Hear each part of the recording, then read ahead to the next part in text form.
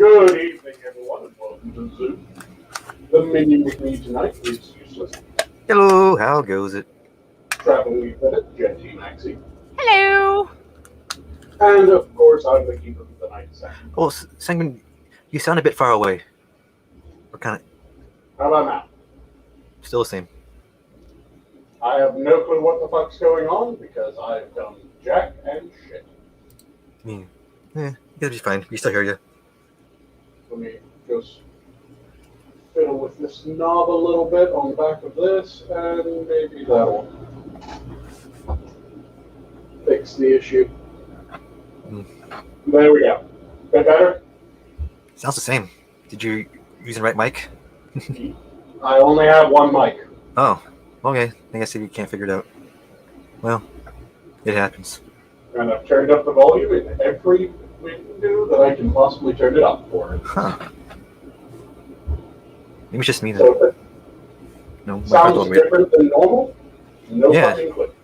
So, So how are both of you doing? life and kicking. And god damn it, he says that he can't hear. You guys chat amongst yourselves. Let me figure out what the fuck is going on with the mic. That means talk. I think Chick's trolling you. I can hear you. I mean, That's I can hear you, but you kind of sound like you usually do when you're kind of walking back and forth from your mic. So I'm just kind of used to it.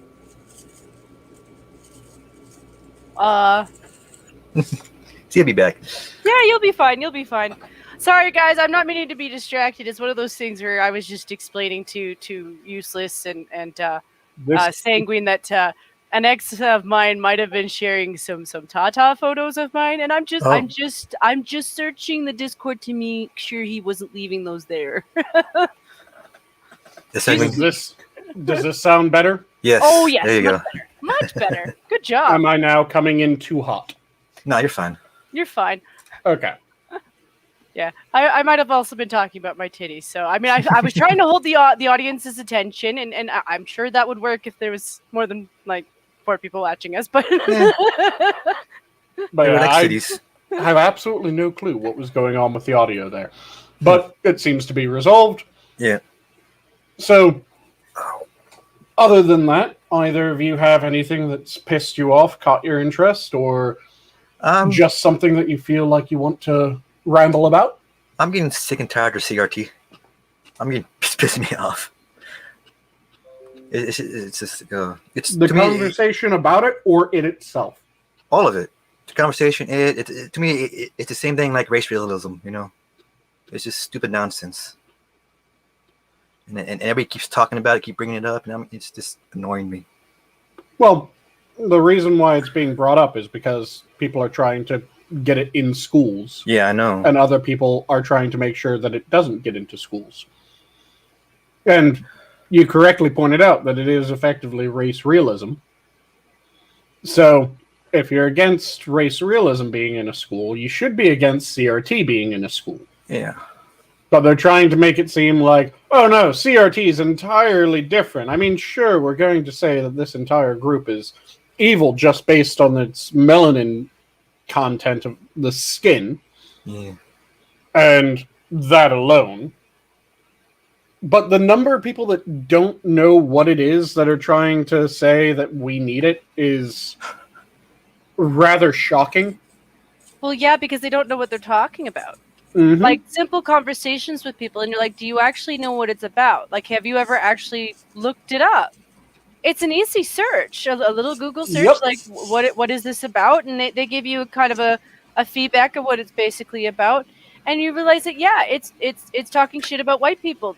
Like, it's not the whole time, but a significant amount of times it's like, oh, this is a problem because of white people. This is a problem also because of white people. Oh, just so you know, you got to watch out for these white people because they're a bunch of demons in disguise, and they'll just stab you in the back and steal all your shit. Yeah. Mm-hmm. Yeah, I don't get how people are getting it as wrong as they are. I mean, for fuck's sake, today I saw someone saying that they don't really see a big issue with it. I mean, people should learn that slavery happened and that it was bad. And I'm going, you mean like every fucking history class? Yeah. Name a history class since the civil rights movement, that doesn't have a slavery happened, it was bad, here's how it happened, here's why it happened. Then we fought a war. We fought a war where it was one of the major factors in the war. Yeah. Then it was outlawed, and slavery is not legal in the states anymore. Yeah, Section. What history class doesn't have that in the United States? What more do they want? Can I also ask you guys, when they teach that stuff, do they ever, even for a single moment, look at it from the angle of the people who died resolving the slavery? Nope. Because you guys lost a lot of kids dying fighting for that war. Whether or not it was for the slaves or not, I get it. Not everyone was maybe there for the same reasons. I will tell you this, Civil War was the war where most Americans lost their life. Mm-hmm. Yep. So. You know, like I get it was a terrible thing, and it was. I'm glad it's gone. You know, it's the same. We're getting the same kind of bullshit up here, only it's with our natives. And here's the thing. They're talking about the schools. 1996, last of the schools were shut down. I'm sitting here as a kid who was born in 1982 going, hello, math. Are these people still alive? Why are you blaming all of white society for what like a couple of people did? And you said 1986, right? So, right. Yeah, 1996. 1996. I was born in 1982. Sorry. 1996, people would still absolutely be alive. Right. If it's 1896, then no. Sorry. I meant to say 1996. But I was trying to also say that I was born in 1982. Yep. You know, so like I'm alive.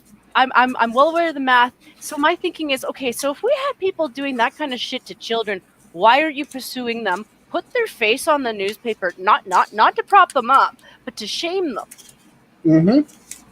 Because I'm sorry, I don't want anything Canadian to be associated with child torture. If it happened, it happened. I get that. But give these people some justice, because if they were affected by this, their kids were taken or killed, give them justice. Flat out. But the minute you start dragging in innocent children, what would you like me to do? Would you like us to take 215 of our children and go replicate it so that you guys feel better? Because that's not going to solve it. And I know that they don't want. I know that they don't want that. Like the people who are really hurt don't want that. But the people who are talking about it talk about it like that's what they want. I would say the majority of people that feel like they were affected don't want that. No, they don't. There's absolutely a savage group of bastards in any community that if a wrong is ever perpetrated against them, they demand that wrong and then some be perpetrated against the person that did it to them. And that's part of human nature. The important thing is that if you want to have a civilized society, you look at that group of the population and you go, no, settle the fuck down, knock that shit off. No. And that should be the end of it. It should be, we demand vengeance. What's it like to want? Because you aren't going to get vengeance. And if you ever try to get vengeance, you'll be pursued. Now we're going to pursue the people. If they did something illegal, we're going to pursue them. If they were one of the people really pushing for this, then we will make sure that they are named so that you know if you're voting for the person who was one of the main proponents of this. Yeah. Because, you should be able to look up your politicians' voting history. And that should inform your decision, because that's really the best way to figure out how someone goes, unless they're an absolute goddamn windsock, at which point they're completely fucking useless, and just whatever the majority opinion is at the time, they will say that. And even then, you tell that by looking at their history. Since you can find that really easy. If someone was extraordinarily anti-gay in their rhetoric, right up until it became popular to no longer be anti-gay, and they don't have a, look, this is the reason why I changed my mind. Yep. I originally thought X, Y, and Z, but because of this argument or this bit of information that I didn't have, I had to reassess my opinion, and this is now my new stance. And that's something that should be what people have to do when they change their opinion. Everyone should immediately come forward and go, this is why I changed my opinion. But we don't have that, and we keep on seeing people that will massively swing from one side of the spectrum to the other side of the spectrum, depending on what is the most popular at the time, and they never say, these are the faults in the arguments that I used to give, or, no, my arguments that I used to give are still valid, but due to X, Y, and Z, I do have to kind of lean towards this side now rather than that side. And if people came out and did that, you'd have a lot more understanding, and you'd have a lot more people that are willing to go, oh, okay, so you aren't just a fucking windsock then. You aren't just a scumfuck that doesn't actually have any allegiance to anything that you claim, but instead are just going whichever way the wind blows. Because that's what happens when you just change your mind out of the blue and you don't explain. Everyone just immediately goes, oh, so you're a piece of shit. And you are either lying then or you're lying now, because there's been no proper change of heart. Well, here's why I think this whole thing is a show. And yeah, they are doing it for the natives, because here's the thing: the natives up here do have some problems. Like their communities do have some problems. This is a distraction, and this is also an excuse for the feds to pump out money that we do not have. We really do not have the money for this. Now, do I begrudge these communities for needing this? Not at all. Not for a second. Make no mistake, they should have done this years ago. They've been burying this shit for years. And the reason they're burying it, because the people who are involved are the same people who are in charge right now. Good job, Canada. Yeah, it's kind of like everyone's, of course, heard there was a party flop in the United States. Everyone's heard that old canard, right? Yeah. The Democrats and the Republicans, the modern Democrats are the old school Republicans, and the old school Republicans, or the old school Democrats are the modern Republicans, except that never happened. No. The evidence that they have to say that it did was the KKK recruiter turned senator, Democrat senator, said that it happened while he was still a Democrat. Convenient. And he was a Democrat before. Please explain to me again, Mr. Bird. Well, you can't now because you're fucking dead, and happy to see the other side of you when it comes to that. Oh, he's probably happily cheering from his grave, because even though he probably hasn't done any of this shit, it's working fantastically. Yeah, I don't like the party system, period. So that's just me. Yes. See, the party system has a bit of a shorthand use, but it is being stressed far more than it should. Oh, yeah.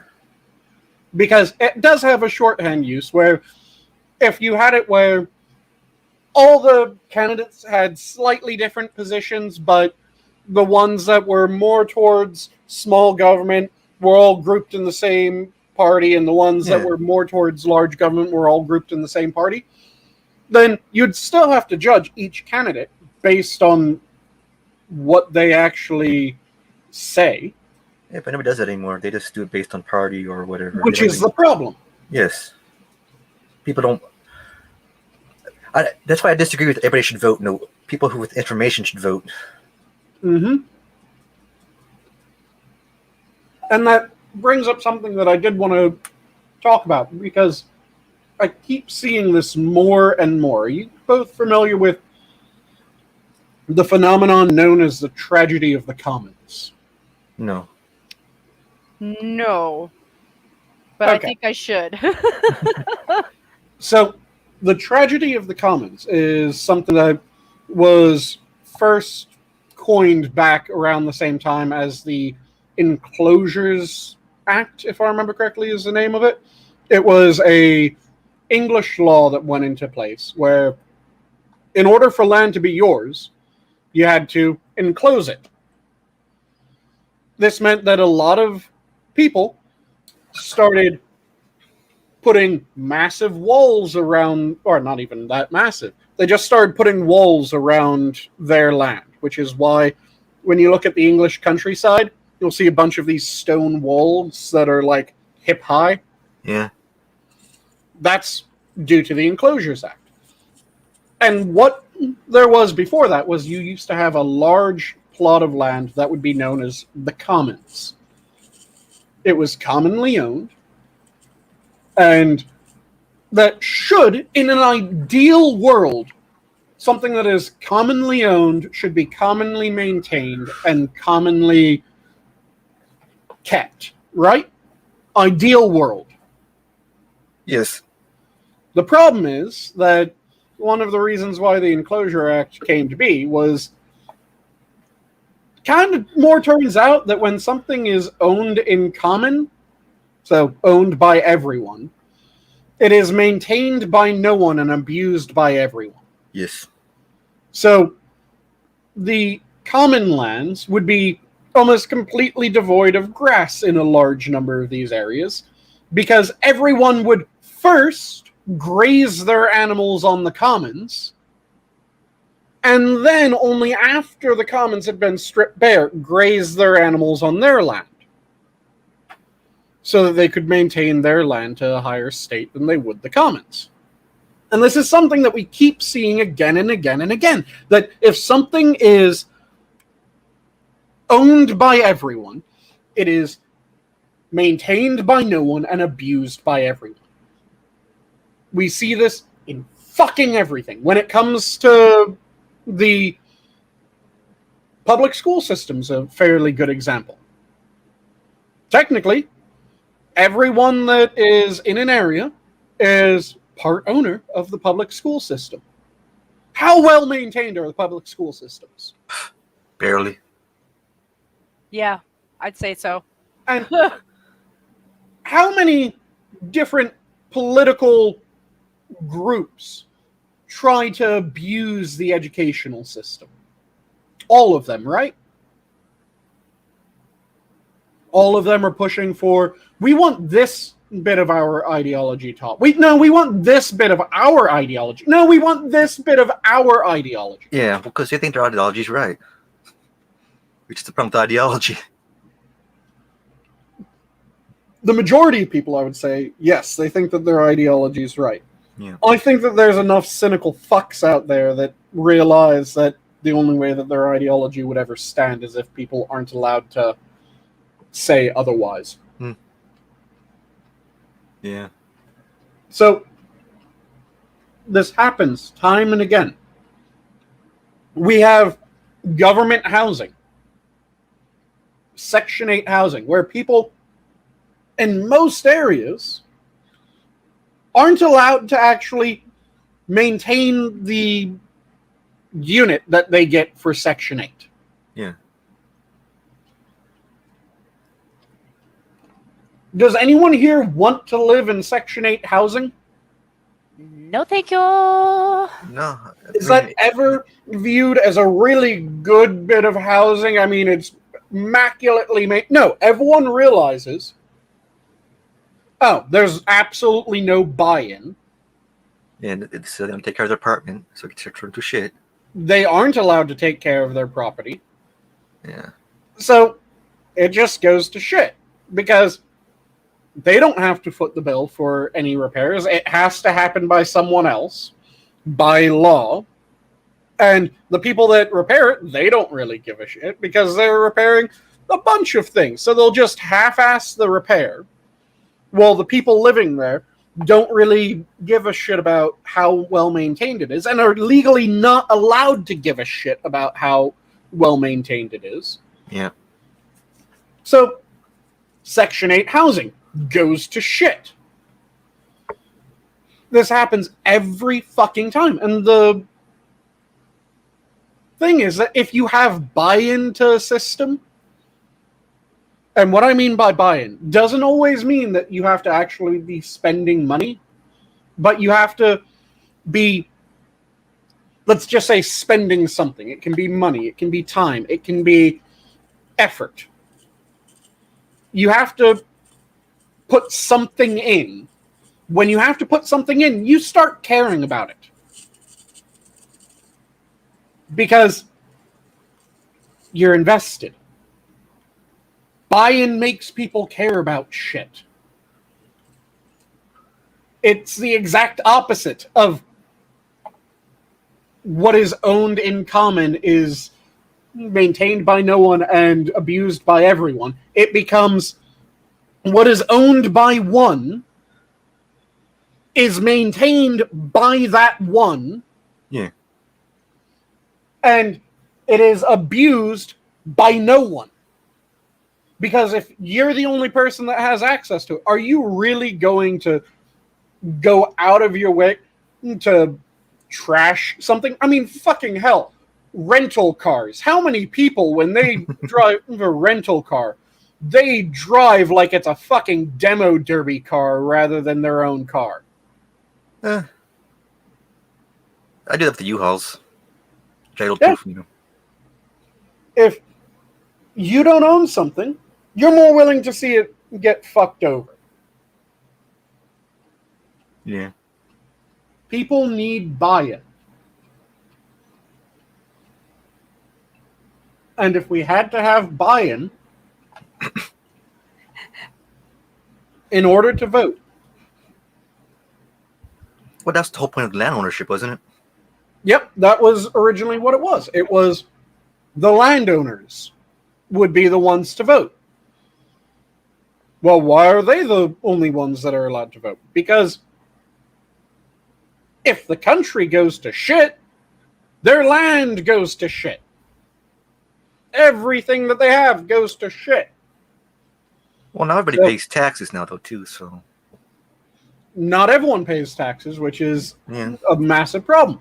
If everyone was paying taxes,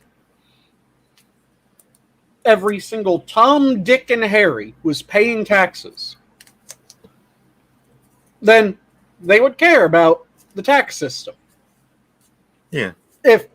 And the government as well, because they would then be going, oh, okay, so I'm paying taxes. Where's my tax money being spent?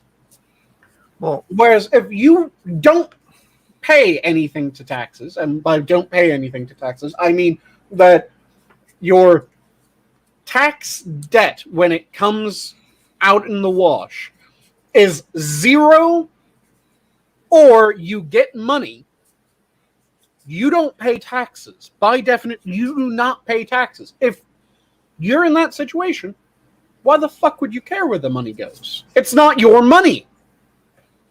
well, I used to get all mine back because I made less than $20,000 a year, so, you know. Yep. And there's a bunch of different ways that you can have where people actually have buy-in. Yeah. Because, like I said, it doesn't have to be monetary. It can be just time and effort. So, one of the ways that people had a bit of buy-in was when it was only men were allowed to vote. Well, men were also the only ones able to be drafted. Yeah. And if the person that you vote for could end up sending your ass to war, don't you care a bit?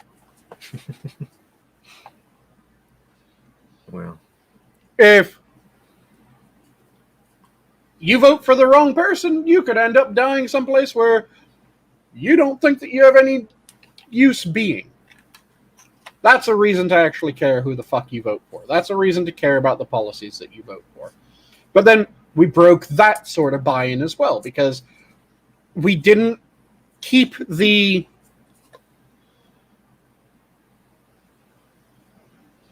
what's the best way of phrasing it? So We didn't get the same for the women. yeah, we didn't keep it the same for the women because we broke that responsibility away from the privilege, which is now expanded into a full right. That's probably why a bunch of our politicians are a bunch of warhawks now. Yep.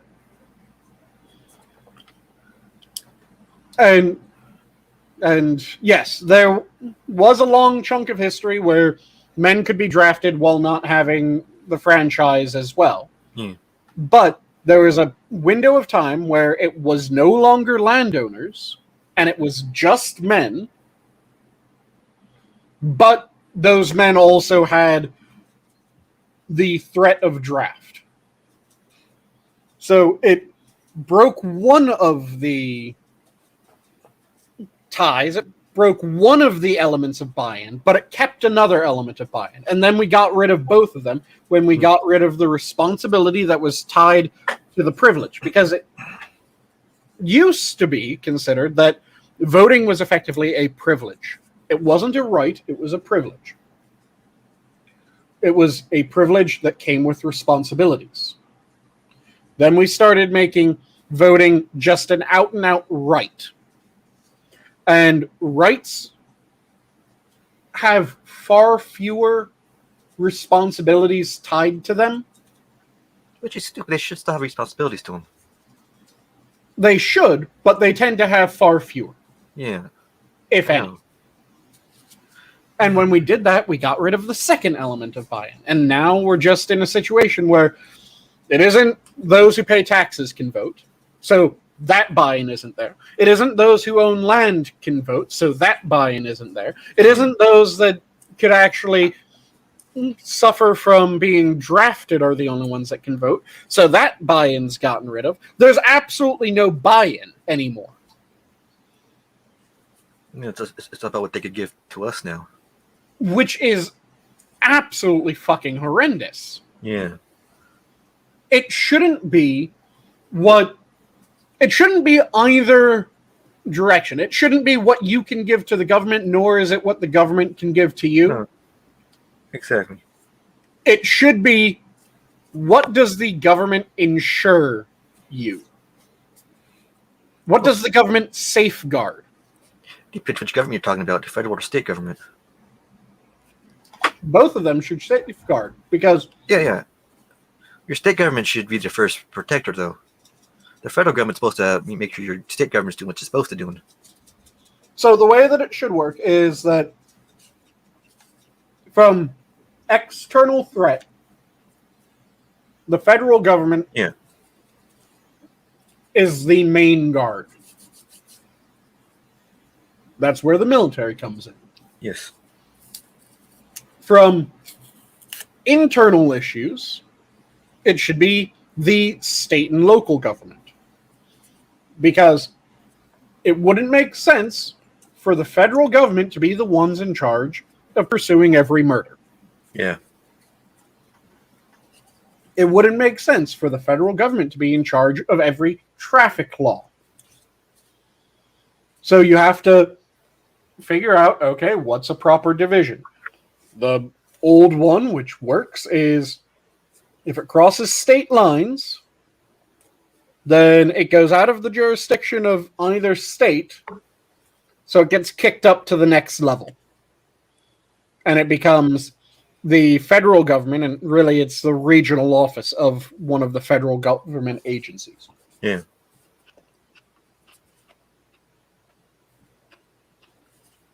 They make it complicated, don't they? Well, not really. Because it's just, rather than having even more tiers to government standard, it goes state to federal rather than having to have, well, we have our local government, which is your town government. We have a county and city too.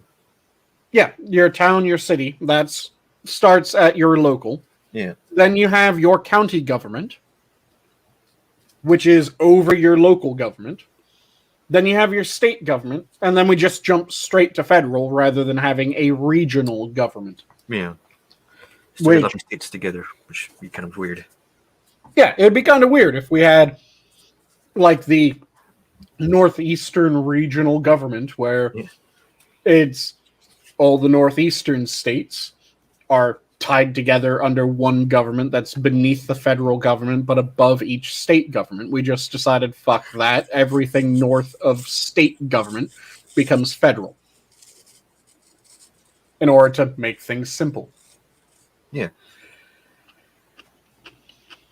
And that's where the party system came in too a bit. Kind of line people together, or states. Somewhat. It was more just a natural carry-on of pretty much everything. When you have someone popular, you're going to have people that follow the popular person.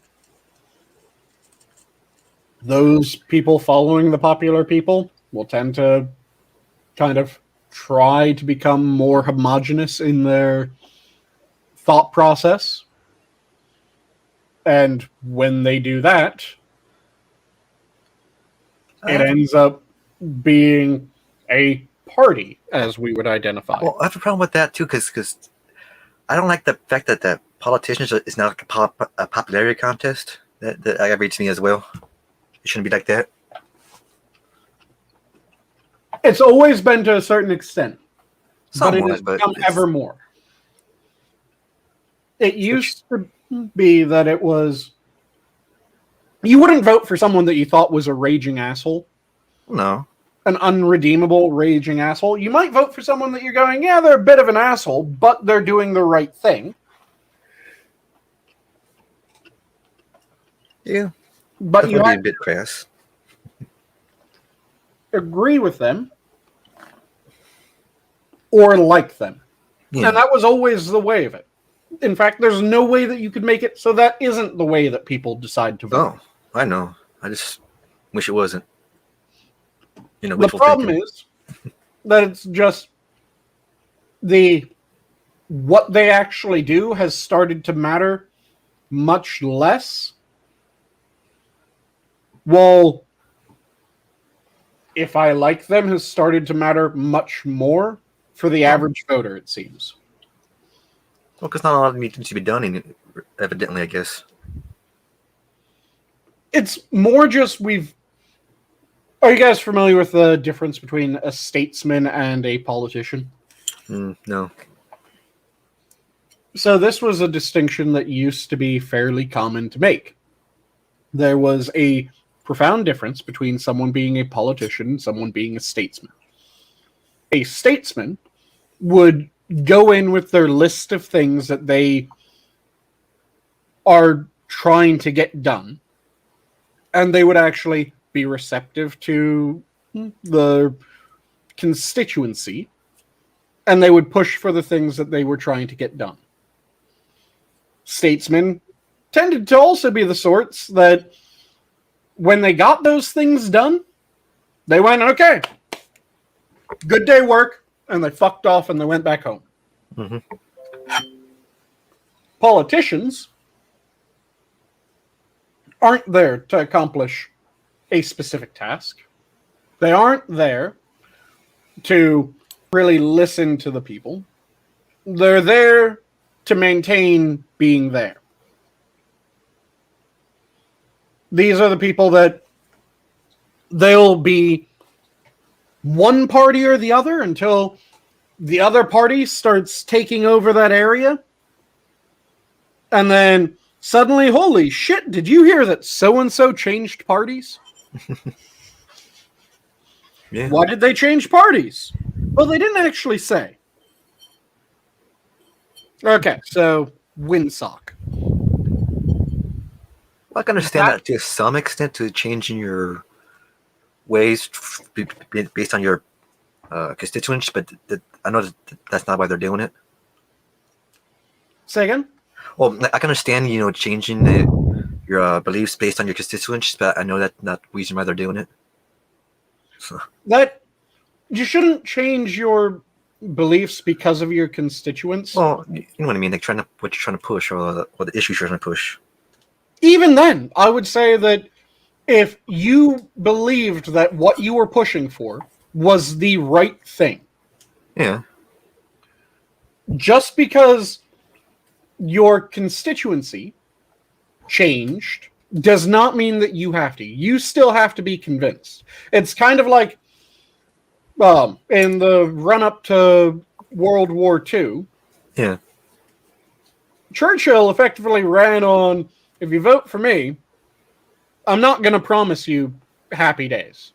I'm not going to promise you peace. I'm not going to promise that we won't go to war. In fact, I'm most likely going to promise you the other. I'm going to promise that we are going to end up going to war because what's happening is wrong. And it should not be allowed. Yeah. You can disagree with me, and if you do, vote for the other guy. But what is happening is wrong, and we need to do something about it.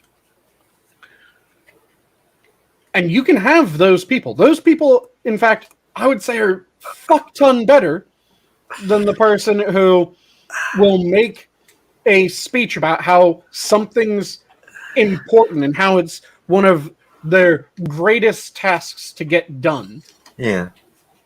Only then opinions change in their voting area and they just suddenly swap rather than going, okay, what is your argument? Why do you think what you think? If they can never phrase why they change, I don't really have a problem with someone changing their mind. It's a good thing if people are able to change their mind. But they need to be able to articulate why they changed their mind. Yeah. Oh, I get you.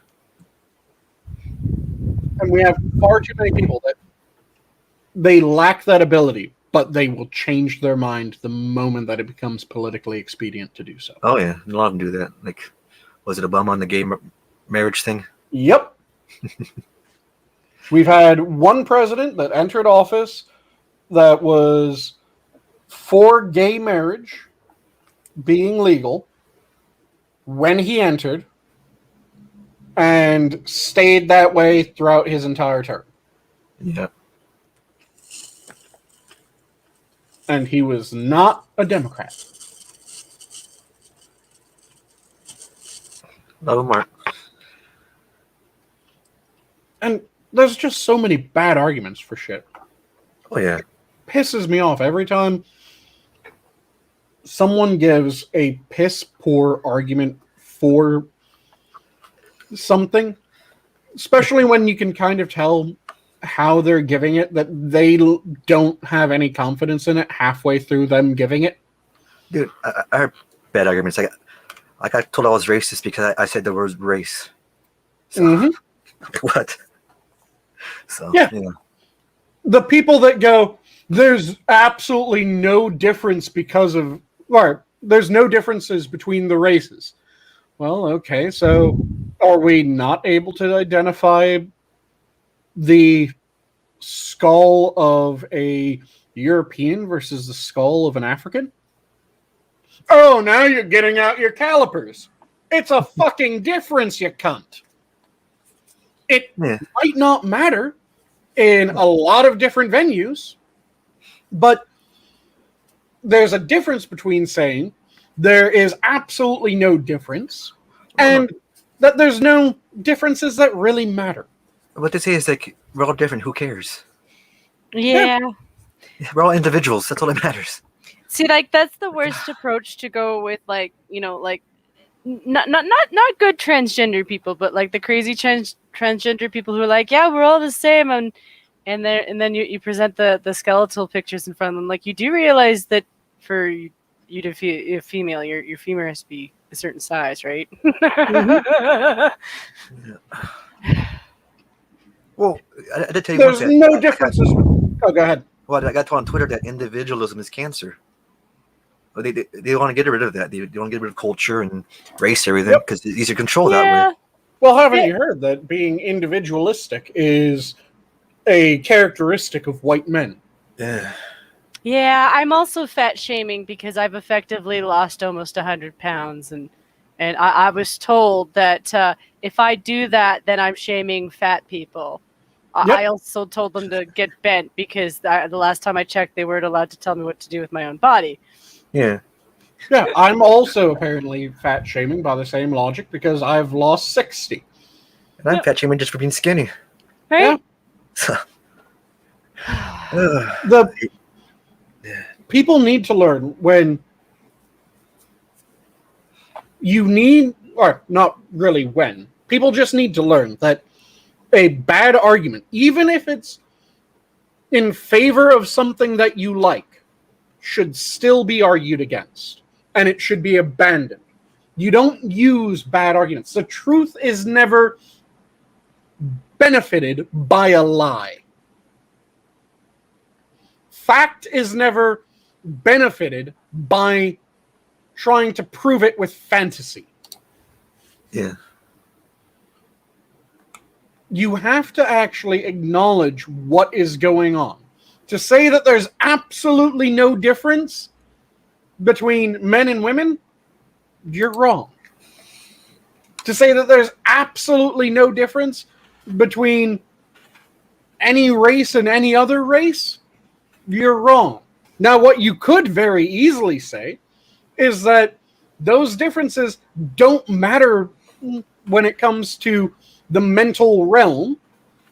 And yeah, in many cases, those differences don't really matter. There's some that still kind of come into play. Like, are you guys familiar with the squatness of the male IQ distribution? Is it more of a curve or less So- of a curve? If you look at male versus female IQ distributions, women have a very tall and narrow bell curve, which means that they really group strongly towards the mean. Men have a squat, broad bell curve, which means that they have far more people at the extremes than the women have at the extremes, and they have far fewer in the middle than women have in the middle. What this means is that when you look at the no-bells and dumbbells, which is how this is often referred to, the no-bell and dumbbell problem, you have more men in each of those camps. You have more men that are at the highest extreme of IQ, and you have more men at the lowest extreme of IQ. The IQ averages are still the same, Yeah. but you have a greater distribution. Yeah. So that is an appreciable difference depending on what we're talking about. Because if we're talking about the success of men versus women, you'll have more men that are ridiculously poor, and you'll have more men that are ridiculously wealthy. And you'll have more women that are neither ridiculously poor nor ridiculously wealthy, but just smack in the middle. See now, Sanguine, you're getting into generalism here. No, I'm getting I into know. just fucking stats. Yeah, I know. And the thing has always been that stats are useful when you're talking about large groups of people. They don't matter a fucking thing when you're talking to an individual. Yeah, I know. Because It's just, that's what they want, though, because they think the stats speak volumes for everything. yeah, And and they don't realize individuals, because they have this group They- think or this collectivist they can- think. completely ignore individuals, and because they want to completely ignore individuals, they will completely ignore stats, which means that they can't even begin to address a problem. Yeah. Well, most people don't even understand how the stats got there. How those numbers became to be those numbers. Observation. Yeah. I mean, well, they don't care that much to even do research. Yeah, and the research is being bastardized in many different venues because you have shit like the Seralini paper, the Wakefield paper, the fucking Dr. Money paper. Yeah. For those who don't know, the three papers that I just rambled off. They are in order. The Seralini paper. Well, let's go in chronological. So the Wakefield paper is the vaccines cause autism paper, which is horseshit. The Seralini paper is the glyphosate causes cancer, which is horseshit. And then the Dr. Money is that there is absolutely no such thing as biological sex paper.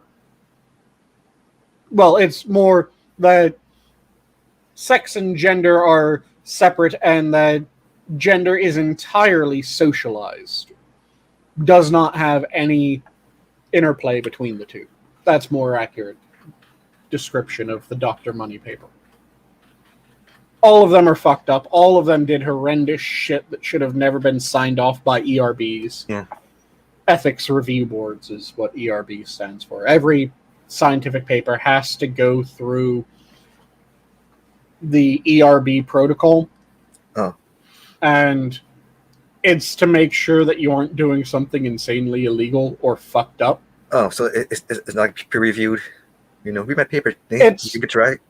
It's not even peer review. This is before. Peer review is after the research. The ERB would be like if someone decided that they want to check the effects of various poisons on various age groups. Mm. The ERB would go, are you fucking insane? No. Well, didn't they do that in the fuck? past? Why did you even think? No. Well, wasn't there something that in the past called the Poison Brigade where they did that? Say again? Wasn't there something called the Poison Brigade in the past where they did that? They tested different food additives on people. Are you talking? I'm not sure what situation you're talking about. I know there was the one scientist that wanted to figure out what a specific poison was like because there was no description of what it was like to go through, and he took it himself and wrote down what he thought. The only problem was one of the first symptoms is altered mental status, so most of what he wrote was absolute gibberish. No, they gave all these food additive stuff they used to put in food back in the day, like in the 40s, I think. Mm-hmm. And they gave it to a bunch of all of these men to try out to see what it was like and see how they felt after it. Oh, are you talking effectively back in the Tuskegee Maybe, experiments? Yeah, there was a Yeah. couple of times where back then they did shit. maybe. Yeah, I don't know. there- I gotta figure it out again. ERBs, I think, popped up in the 80s. Okay. Yeah, that's before Because that time. it was after, like, I want to say it was right after the Stanford prison experiment. Oh. ERBs popped up in response to the Stanford prison experiment and a shit ton of other just, okay, what the fuck did we just do to these people experiments? Kind of like the why the asylums got closed down. Say again? Kind of reason why the asylums got closed down. Well, the asylums got closed down because people threw the baby out with the bathwater and just decided that because something bad had happened someplace, that place should no longer exist. It would be like if when the news first started coming out of the number of female teachers that were sexual predators, And they got rid of all female teachers. they just not got rid of all female teachers. They got rid of all schools. Oh. Mhm. That's Yeah. kind of the thing. Like there was a stream of really bad mental hospitals, Yep. and it's not just America. Like here's the thing: it's universal across the world. There have been cases where mental hospitals went wrong. Yep. Historically, it's one of those things where getting rid of them wasn't really the solution. It's more of just, okay, well, maybe you have to cycle through And it people added properly. new problems. You know, like they always do that. Like instead of actually looking at like, well, let's see if we can find other solutions. They just Send them all to Australia, hang up. it's The problem with the mental health facilities was a problem that we see with a lot of other facilities as well. We used to have a really good system. There's one in, I want want to say it's West Virginia. That is one of the largest mental health facilities, or was one of the largest until it was shut down. And it was pretty much world renowned. They had a very cool system that they set up where they would make sure that anyone that was able to work that was at their facility would be able to go get a job and work in their preferred area if they qualified. And they would just make sure that the person would take their meds on the right time scale and do all that shit. What happened with our mental health facilities, though, was we had the funding stagnated and then decreased. The number of people that we were sending to these facilities massively increased. And the staffing didn't increase, nor did the size of these facilities increase. Nor did the quality.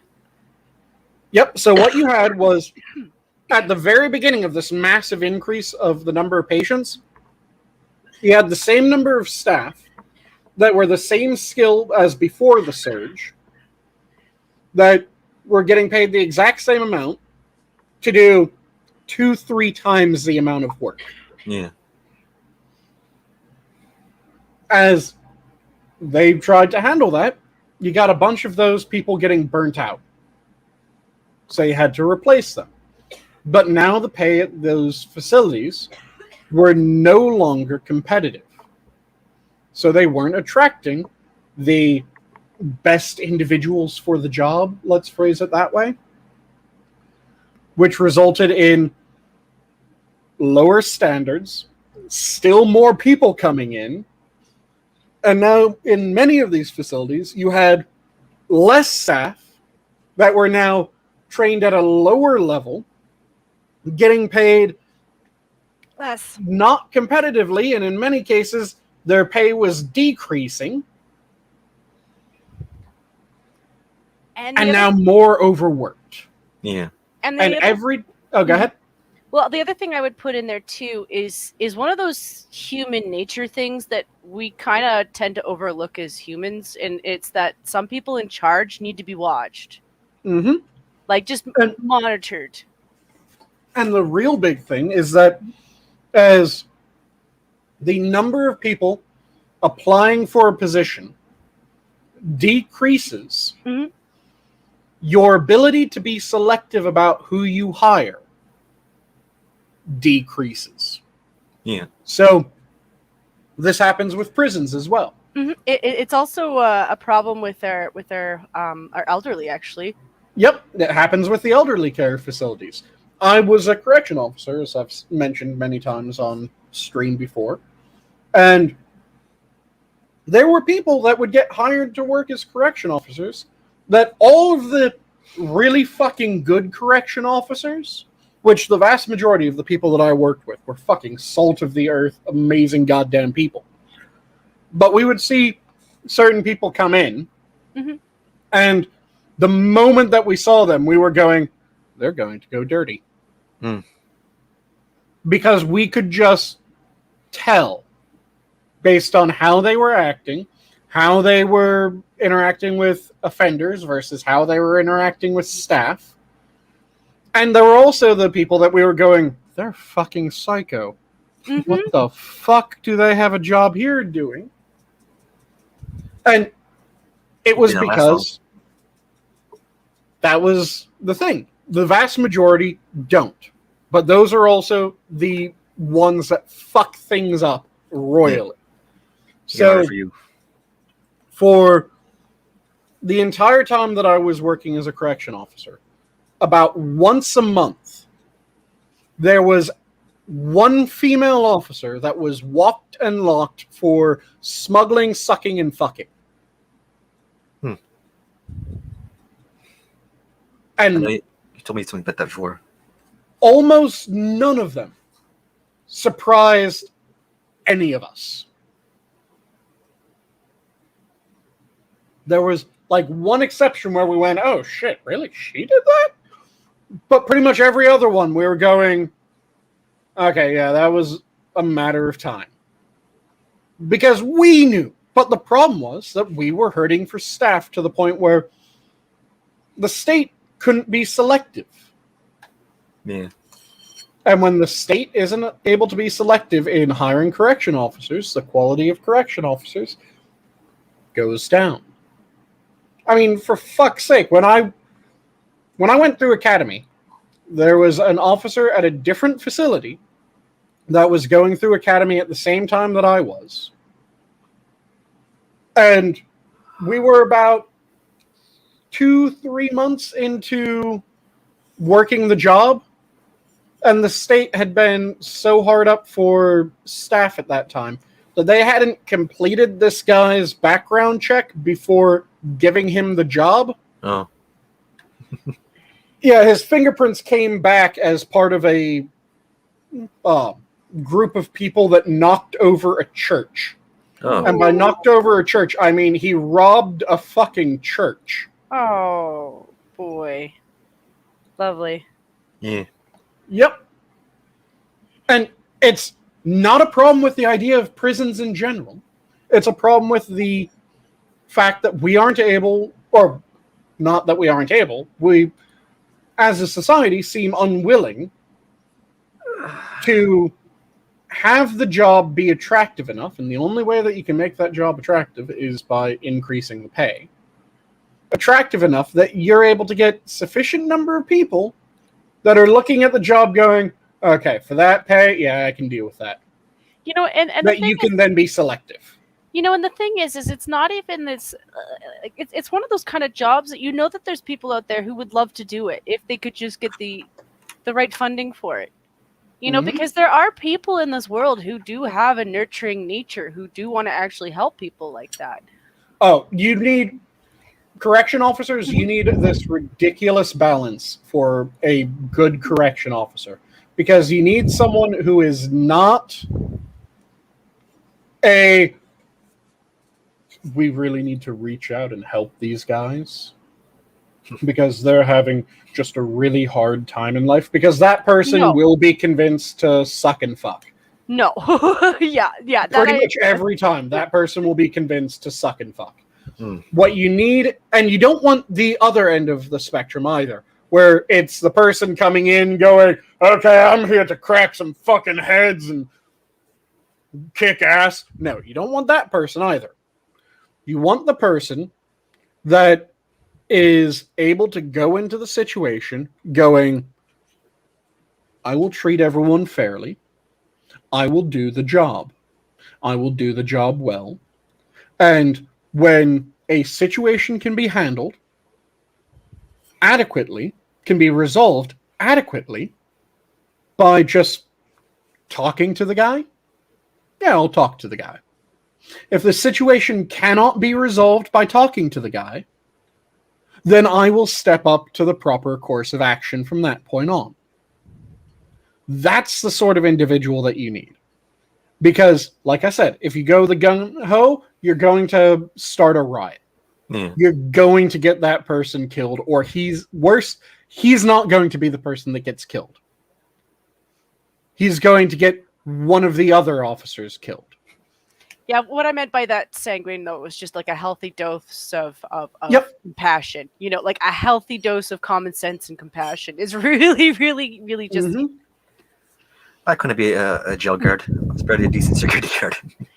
I couldn't necessarily do it either, just because there does come a point where you have to be strict with people. And you know, a lot of those people in mental, especially when you're coming with mental illness, a lot of people with mental illness play games. You know, and the thing is like in my compassionate state, I could see them playing games with me and it not doing good things for them. Yep. You know? And the main reason why I jumped on that so quick, Jen, was the number of times that I've seen. Scribe has done a number of TED Talks with people that were working at prisons. And almost every single one of those TED Talk people, with very few exceptions, I immediately got that. Are you guys familiar with the butthole pucker factor idea? Mhm. When something's wrong, your sphincter just kind of, oh God. Mhm. Yeah. Every single one of them, I got that kind of response because it was these people going, what you need to understand is that these guys in there, they just have a really hard life, and we need to come up with the solutions. They aren't bad guys. They No. are It's just, good guys just in really bad situations, and we need to make sure that they're in the proper place in order to really let how good they are shine through. And that person, there have been, I don't know how many times that he's done one where I've gone, okay, if she hasn't already sucked and fucked, she's about to. She needs to be fired from that facility before she does. Because when you start doing that shit, no. I don't want Yeah. to. I don't want to bash women, but women seem to have a love affair with a lot of prison people. You know.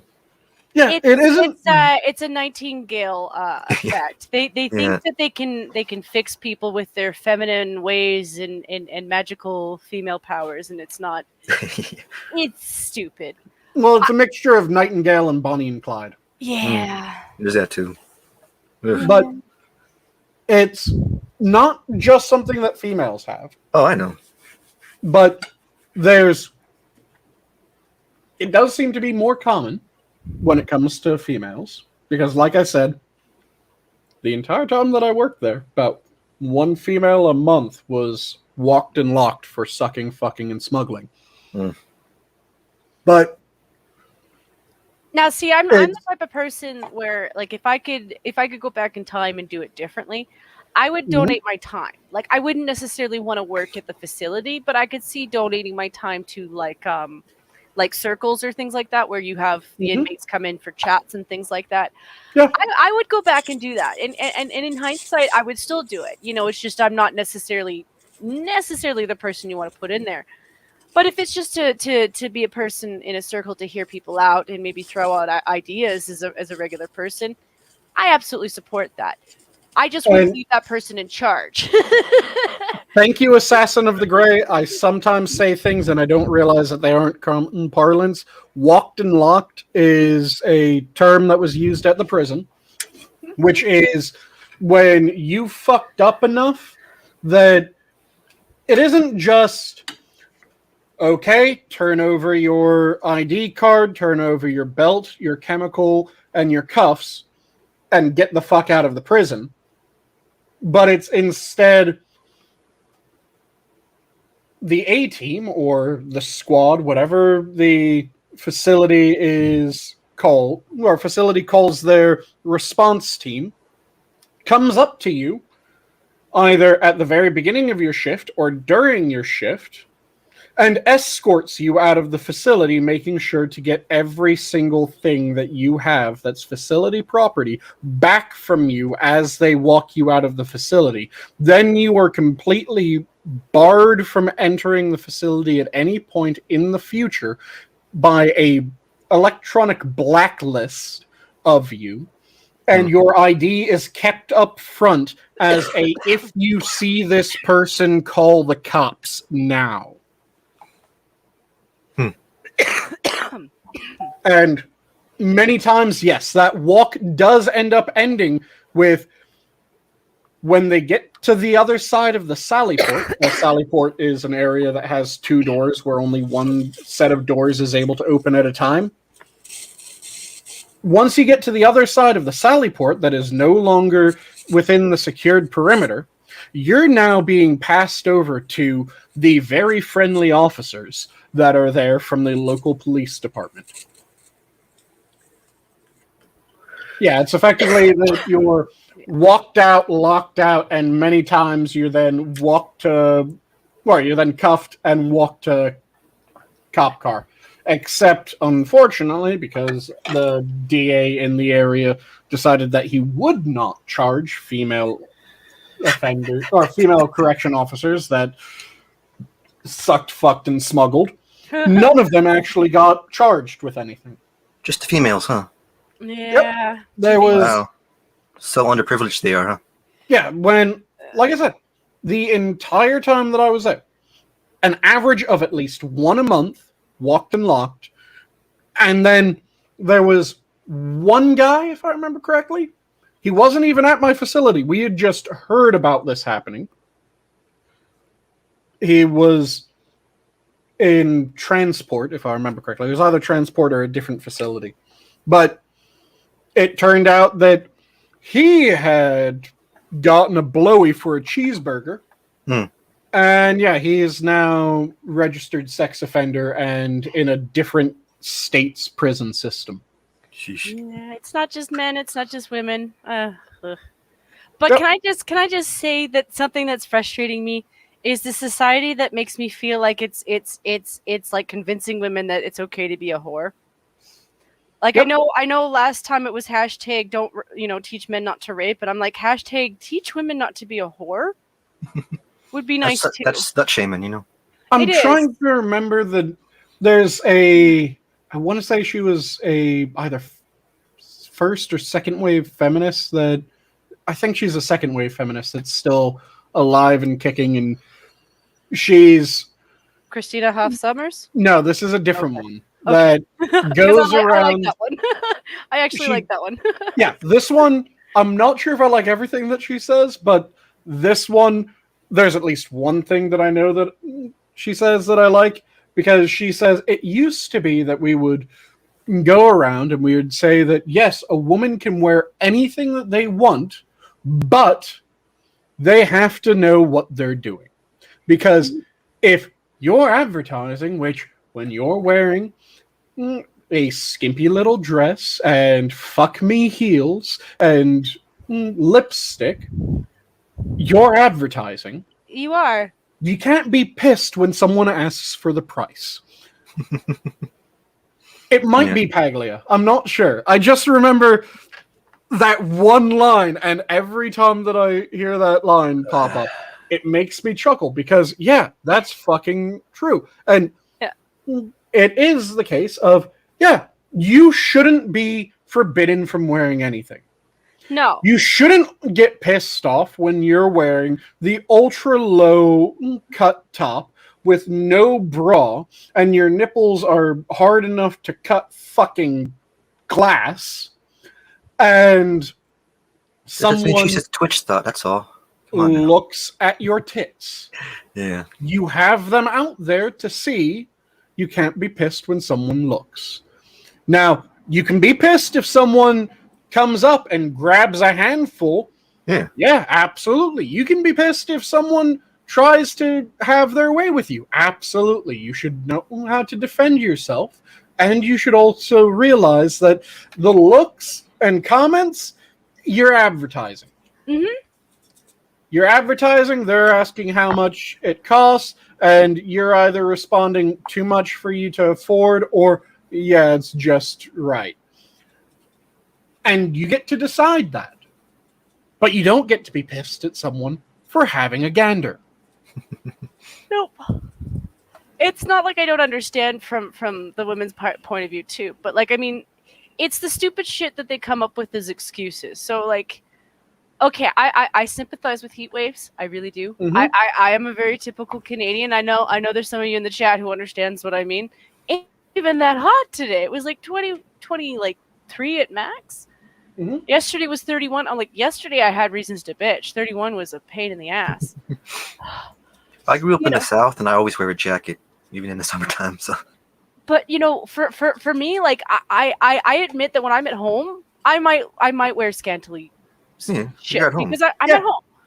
At best I apologize to my brother, and he knows to just give me heads up, and I go into my room when he comes out. Yep. But I won't leave my house like this. Like I today I was wearing my bathing suit just because like it's a 2-piece, like it works out to Mhm. shorts and a top, but it was just light, so I wasn't as overheating. The only place I'm gonna wear that is to a pool Yep. yeah. And or a beach, maybe. Or you go out at Walmart. I saw pictures of people wearing at Walmart. You know. the people of Walmart barely count as people anymore. But I'm not even saying this as from a position of someone who's ashamed of my body, because I've been losing weight. Like, I'm actually at a point where I kind of feel proud. Like, if it wasn't for the fact that I throw shade at those kind of ladies, I have thought about putting my photo up there. But on the other hand, that's still advertising. I know that. That's why I don't do it, because if I do that, I have to admit that, yes, I have advertised for myself. And this also just reminded me of two other things that drive me crazy. So this, all what you just said, all goes back to there's a time and place for everything. Yeah. And that is something that has become almost a bit of a refrain for me. There's a time and place for everything. There's a time and place that, yeah, you can be butt fucking naked, and if it's in the right time, in the right place, no one gives a shit. Now, if you decide to go butt fucking naked in your child's pre-K class during block time, everyone's going to be pissed off at you. Because that's not the time, that isn't the place. If you're butt fucking naked in a shower, no one gives a shit. Because that's a time and place to be butt fucking naked. Yep. If there's a time and place for emotions. If something really bad just happened and you have the ability to do something to make things better, you hold on, you do what you can do to make things better, and then once you're done with that, then you let the emotions go. Yeah. Because at that point, you're at the time and place. If anyone watching is in school or has a small child and you get bullied by someone, and nice. Why this man talking about butt fucking mommy? So that was from Atheist Icon. If you have a child and they get bullied, you should absolutely tell your child, yeah, you're perfectly allowed to be sad or pissed off or feel like you want to cry from being bullied. Don't ever cry in front of the bully. I never did. You can cry once you get home. Cry once you get home and you come see me, and you can have your cry. We'll talk it out. That's perfectly fine. Cry when you're alone. That's perfectly fine. Don't cry in front of the bully, because that gives the bully what they're trying to get. And if you give them what they're trying to get, they're going to keep going. Yep. That's what the idea of pay the Dane Geld, never be rid of the Dane is. Or They'll you could cheat like always me. come back for more. Or you could cheat like me and you go get your 3 years older brother who was always at least 50 pounds heavier than everyone who was picking on you, and you let him deal with it. Yep. And there's a time and place for everything. Then also the other thing that pisses me off is, because we talked about the attire and modern feminism, this idea that if a police officer asks, so what were you wearing? It's suddenly victim blaming. Bitch, do you realize that there's video cameras? And not all of them have amazing resolution. So if you're able to go, well, I was wearing this red dress and I was wearing a yellow pair of shoes, or whatever the fucking combination you have was for that night, they now are able to look at the camera and go, okay, there's someone in a red dress and they have yellow shoes. Let's follow them around in the cameras, see what happens. Or if you're not just going for cameras, which they never just go for cameras, and you're at a bar, if they say, excuse me, sir, did you happen to see a woman in here? She's 5'4" with brown hair and kind of hazel or brown eyes. Oh, yeah. The bartender will probably go, yeah, there's 100 people that came in last night. Like, you just described a third of them at least. Yeah, I always... the females who did that, I was like, you do realize you're making the work harder for these police officers, right? Yeah. Whereas if you have she's like 5'4". She has brown hair, brown or hazel eyes. She was wearing this red and white polka dot dress. They'll probably go, oh, yeah, red and white polka dot dress. She sat at the end of the bar. She was talking to this dude. The dude I've seen a couple times before. His name's like Paulie, something like that. Yeah. I think they left together, and that then gives them a venue to go for. Yeah. Because now they have a better description. It's how fucking police works. You get as much information as you can so that you can actually follow the person through the night. Figure out what happened. Figure out, okay, were they drugged at the bar? If they are just looking for a 5'4" brown hair, hazel or brown-eyed girl at a bar, that's the most one of the most common heights for women, one of the most common hair colors, and one of the most common eye colors. They need more than that. Yeah.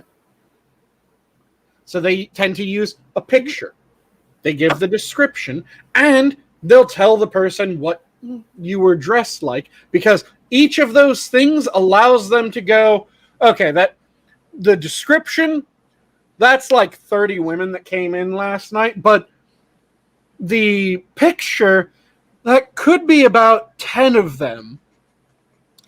But that outfit that they described, there's only one or two of them that did that. So it's one of these two, and I'll tell them about both. Yeah. That's how shit's done. It isn't victim blaming, and it. Well, the thing is with it, I don't doubt that what probably happened with that, and this is a total woman thing to do, because that's what we do. We conflate one situation with every other situation that happens afterwards. So I don't doubt that maybe once in the past, some woman was trying to report something, maybe encountered a bunch of asshole cops. Sorry, they do exist. Mm-hmm. Who maybe didn't take her seriously, or maybe did make fun of her for how she was dressed. It might be even more than one story.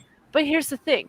They are conflating that with current day situation. Current day situation, most police officers don't give a shit about what you were wearing. They just want to know so that they can get along with the case, so that they can help you find what you need. Yeah, and the defense attorney tried to make it sound like I wanted it. Mm-hmm. They're the fucking defense attorney. They're trying to make it sound like their client didn't commit a fucking crime. And if there's evidence that, yeah, you two fucked, it was either rape or consensual, then the defense attorney will try his fucking damnedest to make it be in the minds of all the jurors that, oh, they fucked. It wasn't rape because it was a consensual fuck. While the prosecution will be doing everything in their ability to make the jurors go, oh, it was rape. It wasn't just a consensual fuck. It was actually rape. Because that's what the goddamn positions are. The prosecution's trying to prove a crime. The defense is trying to say that it wasn't their client or there wasn't a crime. Those are the two options. It's a lot of this stuff that I find really frustrating, because like I don't doubt that there's everybody here who's watching, who's probably watched a documentary on murders and shit like that, has seen the kind of shit that happens to women like that, and thought, God, that's fucking frustrating. I'd like to see some real action go towards helping these women. And then you see the court system the way it is. And these women bungle it. They bungle it and they bungle it. And it's like, listen, lady, if you're telling the truth, it will come out. It might not come out in this session, but it will come out. And I'm not going to just necessarily believe you right away. I can't do that for the sake of the fact that there are men who are accused. I know them. That's the problem. If I didn't know men like that who had been falsely accused, I'm sure maybe it'd be easier to brainwash me to thinking, yeah, all women are truthful. But here's the thing. I'm a woman. I know for a fact that we lie a lot. and the investigation for every crime proceeds in roughly the same way. It starts with, okay, we've heard a report that there was a crime. Can we find evidence that this crime happened? If yes, then if we don't already know the victim of the crime, can we figure out the victim of the crime? And can we figure out who committed the crime? Though that's the way that it goes. It goes, was there actually a crime? Who's the victim and who's the perpetrator? And if they bomb out on the first one of was there a crime? Yeah, sometimes there wasn't actually a crime. Sometimes it's just that there wasn't enough evidence to say that there absolutely was. And it sucks if there was and there just isn't enough evidence. That happens. It sucks. And I feel an immense amount of pathos for all the people that have to deal with that shit. But it's just how this shit works. It happens with other crimes as well. It's just some crimes, it's a lot easier to tell if there was a crime or not. Because, for instance, if you have a corpse and it has a knife sticking out of its chest, it's kind of easy to go, someone stabbed this. Let's figure out if this was murder. Whereas if it's, for instance, libel. Libel's one that's really fucking hard to prove. It can be proved, but it's really fucking hard to prove. So there's a lot of people that report a claim of libel that there just isn't enough evidence to go, yeah, this actually was libelous. So it ends up being, well, we don't have enough evidence. Sorry. And they have to deal with it. That's why I feel like I know that the feminist movement is full of shit. Because I always had this belief that if I ever have children, and any of them are girls, that I would teach them how to keep evidence. If something ever happened to you, to report it right away, to take as many photos as you could, like whatever means that you had to take evidence. In this day and age, we are now completing cases because the level of information we can now gather from sites that we couldn't gather from 20 years ago, 10 years ago, it's completely changed. You know, I would have kept everything down to the underwear, down to the clothing, everything, because it would mean evidence for me. And so when I see this stuff coming up, like, yeah, you might have a case from years ago where you just couldn't do anything at the time. But these women aren't doing that. Yep. You know? And if you really cared about women, the process that you would go through is you would teach women how to defend themselves. Yes. That's step one. That's what I mean about evidence gathering, too, for the record. You would equip them to defend themselves.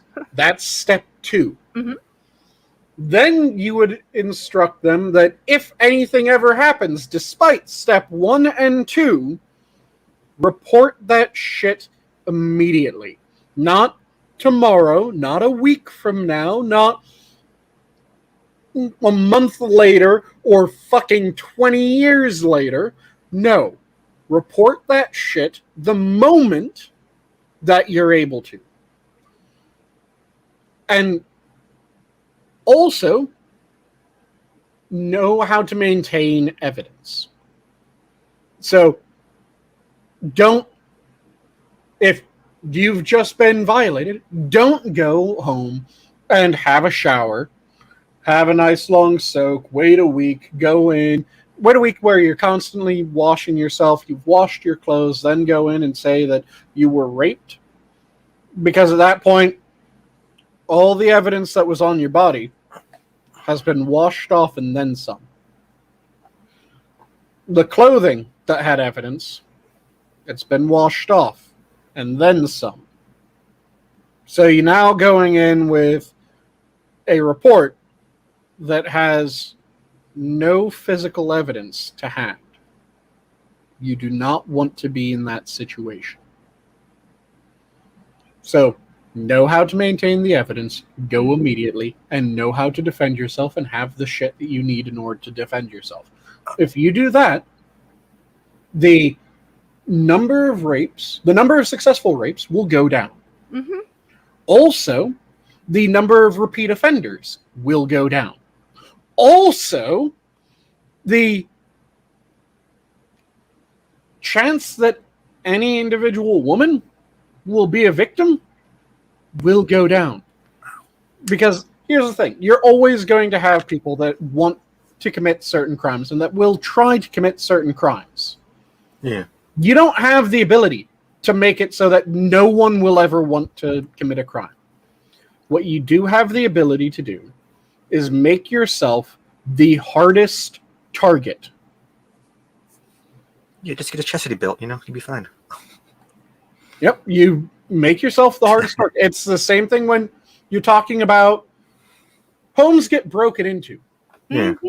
People steal shit from homes. But if you have a home that has good locks with the proper screws mounting the locks, Yeah, alarms and cameras. that you actually use, that has an alarm system, hell, even just has a placard advertising that you have an alarm system, Yeah. cameras, motion detecting lights, and all that shit, the chance that your house is going to be the one that they opt to break into massively decreases. Well, Whereas- but teaching security guard school, crimes happen in the dark, so Yep. that's what they teach. Oh. Whereas if you have really shitty locks on your home, Oh yeah. but all you need to do is jiggle the doorknob just right and it pops right open. But that isn't even necessary because you don't even fucking lock the door. You keep all the first floor windows wide open. You have absolutely nothing saying that you have a security system. There's no motion detector. In fact, your porch light is always off. All the lights around your house are always off. You have a nice high fence that doesn't have a gate, but it blocks the view of the front of your house from the street. Suddenly, your house is the prime house, especially if anyone heard that you have something nice. If you live in that house and you're going around bragging about how you just got this amazing new TV, you won't have it for very long, depending on where you live. Yeah. Just get in the ghetto, Yep. Because you've just made yourself as soft a target as you possibly could. You're talking about this because we're what crime? Say again? We're talking about crime because for some reason I forgot why. It started with, well, it didn't start with, but the most recent thing that led to this was the feminist and the if you're advertising, don't be surprised if someone asks the price comment. Yeah. Then that led into additional bits of feminist insanity. Yeah. Well, the thing is, most people commit crime because it's easy. It's easy money, Yeah. Not because they have to, because they want to. Mm-hmm.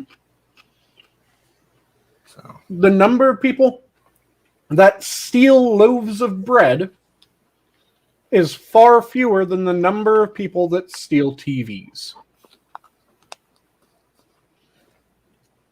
And Terry, I've beaten the main storyline. I'm just going through and trying to get more of the side jobs and all that. I started playing Zero. I gotta say, I love the suits that the mobsters wear. Oh yeah, I the love them. style Yeah. of Yakuza is amazing. And for those who are listening along but not looking at chat, Terry Diamantis asked how Yakuza Kiwami is going because he noticed that I'm playing it. And he just finished playing it a little bit ago. It is a fantastic game series from Japan. I highly recommend it for everyone. Just try to avoid playing it in the order I ended up playing it, because I played Yakuza 701 thus far. You're all over the place. Yes. The chronological order in the story is play Yakuza 0, then 1, 2, 3, 4, 5, 6, 7. That's how I'm doing it now. I was started with Yeah. 7. I was like, no, I'm going to go for 0 since I had access to it, so might as well. Yep. Yeah, it is a fantastic game series. Really fun. At 0 through 6 have the same control system for the most part.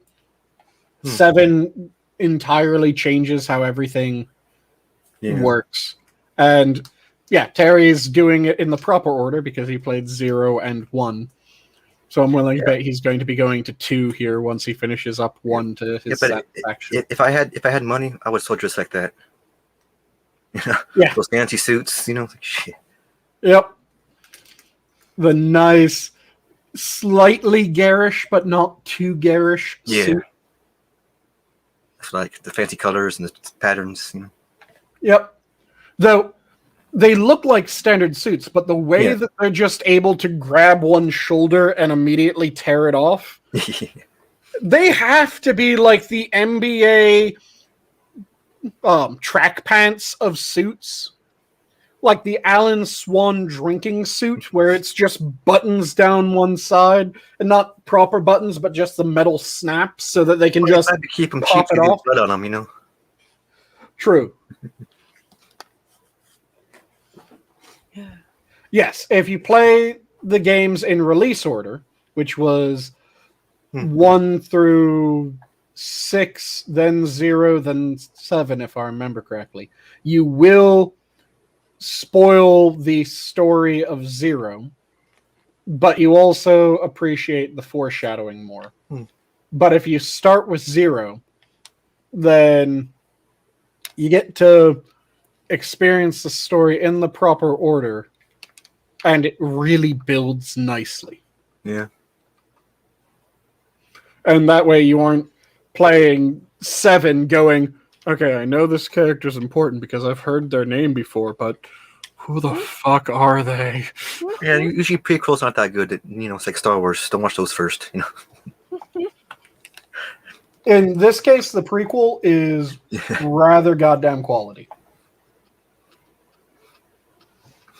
I always hate that with games do prequels. Why can't you start with that first, Mm-hmm. But I guess they didn't think of it maybe then. Yeah, I'm laughing at my country again because, and this is definitely going to make you guys laugh because you're both American, but they've decided that this year for Canada Day, they're going to encourage us to do at-home kits for fireworks. Oh, nice. I'm like, that sounds dumb as shit, but okay. Well, if you have any snow, put it out. No, So you're going to have a bunch of amputee children now? pretty much is what I'm thinking. I used to play with fireworks when I was a kid. I used to tell my brothers, we used to do them at each other. Well, We'll take the black cats apart, and I'm living in a city where you still get you still get arrested for doing that kind of shit. And that's not to say we don't have defiant people who do it anyway, because sure we do. But I used to. Timmy used to be such a handsome boy, and then he melted his eyelids shut. Well, no, see, the thing is, 4th of July, when I lived back in Texas, we had this place. There's a creek behind our house. When you cross that creek, you're out of county line, so you do what you want to back there. So you have fireworks. So you have fireworks and whatnot. So the whole family come to our house during the 4th of July to do that. Mm-hmm. So. yeah, I just find that really funny. I mean, technically, where I am, we're supposed to all our restrictions are supposed to lift as of July 1st, which I'm still calling that a lie. Mm-hmm. Till I see it, I'm calling it a lie. But I don't see that ending well. I'm rather happy that everything's been lifting in my area. The last one to lift the restrictions is my workplace. They still have us wearing masks every night, but my baker doesn't care if I don't wear a mask in there. Butcher doesn't give a shit. Farmer's market, grocery store, all that shit, able to just walk in, no problem. Liquor store, walk in, no problem. Yeah. Yeah, we still have a few people who are in freak out mode, but I think most people are just so sick of it that we're really just looking for the news that says we can burn our masks. Nice. You I'm know? gonna keep mine as a memento like this, you know. Oh, and that just reminded me, the burning mention. I've just ended up running into someone that I had never met anyone like this before. I've now just, due to Twitter, unfortunately, interacted with an honest-to-God Holocaust denier. Wow. I never met one of those before. One who's straight up saying that, yeah, the actual documents from the camps that detail how many people they killed, those aren't real. Yeah. Well, I retweeted a story today about this Jewish immigrant food truck. Got denied from a food truck immigrants get together, like because people were complaining because it's Jewish. I'm like, wait, what? So I got to find that story. Yeah, I was like, that's messed up, you know. Mm-hmm. It might not be because they're jealous. It could be because we're from Israel, most likely, you know. But that's still the same thing, probably. Well, most Israelis are Jews. Yeah. But yeah, just the fact that I knew that they existed, but always in the back of my mind, I was kind of going, but they have to be insanely rare, and can you really believe that all the documents are fake? Surely they're just saying that it's a bit overhyped because the Nazi documents slightly just yada yada the exact numbers, rather than just today we executed 999 Jews. They don't just do that. It's always just kind of like, yeah, we've met quota on the extermination type notes, rather than here's our exact tally, because they were just like, we killed a fuck ton. I'm sure they didn't care how many they killed. They just like, whatever. Yeah. Not to mention, it's not like they didn't find the bodies. Yeah, we found the bodies. We found the showers. We have the crematorium evidence. We have the records saying, yeah, we were killing them. We have the medical records from the Nazi scientists going, yeah, we were killing them and fucking experimenting on them until they died. We have all the people that just suddenly disappeared. Not to mention the survivors who still remember. You know? We have the survivors. We had, until the dude went completely fucking senile, there was one guy who ended up earning perhaps one of the weirdest nicknames ever, which was the Good Doctor of Auschwitz. He was a scientist that ended up becoming a Nazi scientist, but he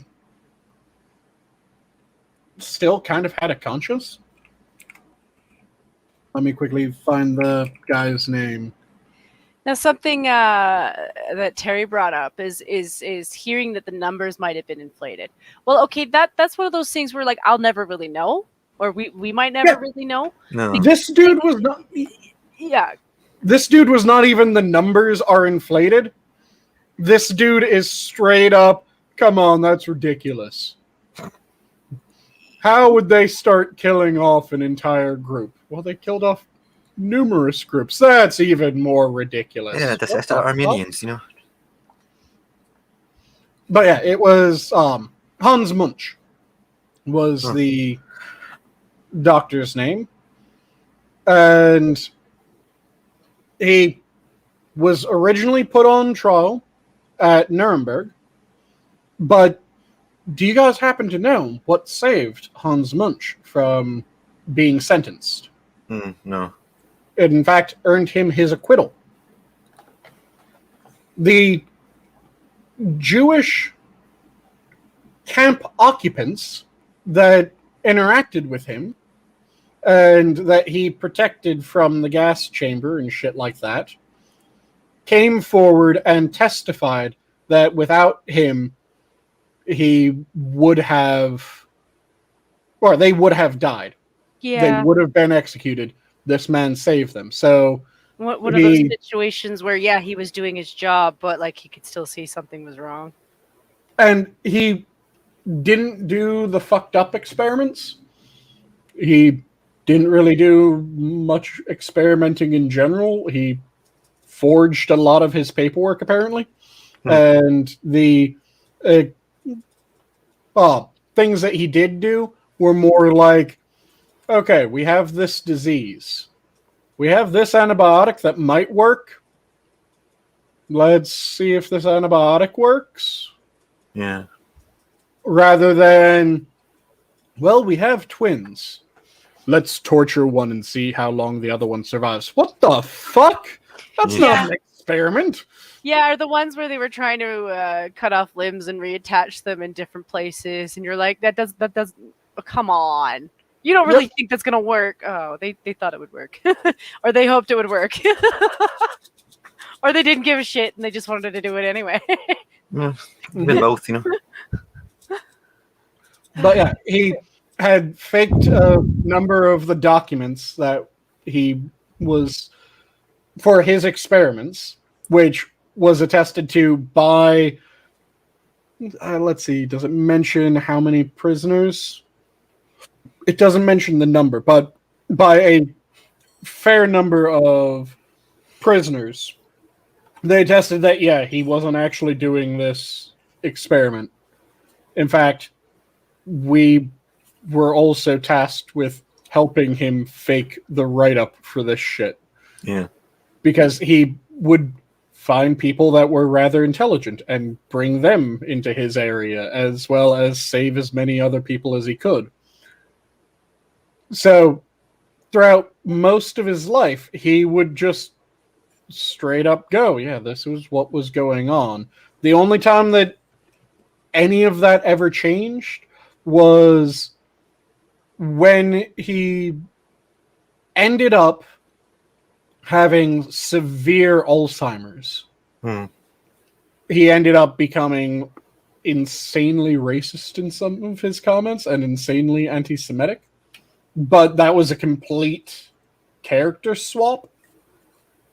Shit, he was asked about what he thought of Holocaust deniers when he was still alive and before he started suffering from Alzheimer's.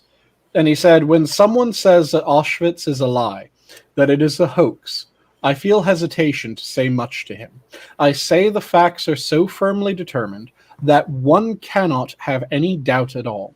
And I stop talking to that person because there is no use. One knows that anyone who clings to such things, which are published somewhere, is a malevolent person who has some personal interest to want to bury in silence things that cannot be buried in silence. Yeah. What an intense guy. Yeah. You know, for all his sins. But you know what you were saying about him kind of makes sense. Like my grandmother was 13 during that war, but she was from Austria. Mm-hmm. And she's kind of in that mental state right now. Like she doesn't remember where she is. You know, half the time she might as well be in Germany And that's just it. Half the time she doesn't know if she's been kidnapped by people. You know, I remember having conversations like that with her. Like, at no time did she think that what was done to the Jews was right. But in the same sentence, she'd turn around and be like, but I don't think we killed enough of them. And from her perspective, it was revenge. Mm-hmm. From her perspective, it was revenge. And I think a lot of people have to understand is that's kind of one of those human nature things that we gratefully and gleefully just ignore, is that we do things to each other and then we bury each other afterwards. And then resentment grows and then we hate each other. And humans will make whatever excuse they have to dehumanize you. And that's what's going on right now. It's not just white people, it's a lot of people. But right now we're playing the game of let's see how we can dehumanize each other to the best of our capabilities so that when we go and do horrible things, we don't have to feel bad about it. Mm-hmm. That's what that was. A lot of what that was a lot of people who probably did have a legit reason to be resentful, because we know what happened to Germany. Austria was kind of in the same boat. They were paying a shit ton of money to France, couldn't afford it, starving to death, and Hitler comes along and gives them a scapegoat. But yeah, this, like I said, this dude from when the war ended up until 1998 had been very clear that, yeah, this happened. Yeah. I witnessed it. There's absolutely no doubt. And then it was in 1998 that he said a rather fucked up and actually what the fuck, man, statement. That should have been a what the fuck. And that was around the time that his family came out and went, yeah, he has Alzheimer's syndrome. He's been diagnosed. We're trying to get treatment. This is really the first public bit where this has come to the fore. But yeah, he's not himself. And that was confirmed in... He said this in Germany, so he was tried because it's illegal to say anything that sounds like you're saying the Nazis weren't that bad in Germany. Yeah. So he was tried, and the courts found him non compos mentis due to his Alzheimer's. That was the only point where he said anything that was even approaching a... well, it wasn't really that bad. And even then, he wasn't saying, no, it didn't happen. He was... that statement was more of a, yeah, we did human experiments. They were kind of fucked, but some of them gave important bits of information that will save people. So, did I kill some people to save more people? Maybe. But at the same time, though, if they're going to take that approach, then they have to go after every single person in history who technically might have learned about the human body in unethical means. Just saying, there were a lot of body snatchers. And they weren't monsters in the night. Those were humans. Sorry. Evil cackle and all. If I was the story Boogeyman come from, you know? Yeah. I'm sure Sanguine knows where that comes from. One of the body snatchers, one of the... what do they call them? Resurrectionists. That was the old term. Oh, yeah. Had any of you ever heard the term resurrectionist before? Nope. I'm not sure. Like, I've been watching different documentaries on the medical body thieves, but... So, resurrectionists were the original term for... or not quite the original, but they were a old school term for people that were body snatchers, for grave robbers. And one of the most famous resurrectionists is actually immortalized so far in a very specific way of killing someone. There is a form of positional asphyxiation, which has a special name. And in this form of positional asphyxiation, it is when someone is kneeling on someone else's chest, making it so that they can't draw a full breath of air. Yeah. Okay. Yeah. And that particular name is burking. When you do that, you have burked someone, or you are burking Yeah, someone. that name does actually. Oh, Yep. I think you told us about this before. William Burke and William Hare. Yep. Yeah. Yep. I remember that documentary. Yep. You're good. Yep. And I think it was William Burke that was sentenced to hang. Yeah. And when he was hung, I think it's hanged. I think the past tense of hang for like hanging someone is hung. Yes, Well, Prospero. it's hanged, sorry. And then the past tense for hang where it isn't a person is hung. So you have hung a... No, that's the past participle. Whichever word it is. I think it's hanged is the proper one. If it's not hanged, then it's the other one that we're probably it's not. hung. Then it's hung, or it's technically lynching. But yeah, he was... I think it was Burke that was hanged. And after being hanged, his body was given to the anatomist that he had been selling murder victims to. Wow. So... Well, that's just it, because back then they basically had a body shortage. Like it was kind of unknown for people to donate bodies in the first place, because they used to just go to the church, and so they started getting them from the prison wards and things like that. So yeah, it was kind of like the worst sentence. Wasn't death. It wasn't death. It was knowing that they were going to do shit to your body afterwards. Yep. Yeah, it was at the time. There was a single anatomist in Scotland, who I can't remember the name of off the top of my head, who effectively had a monopoly on the executions.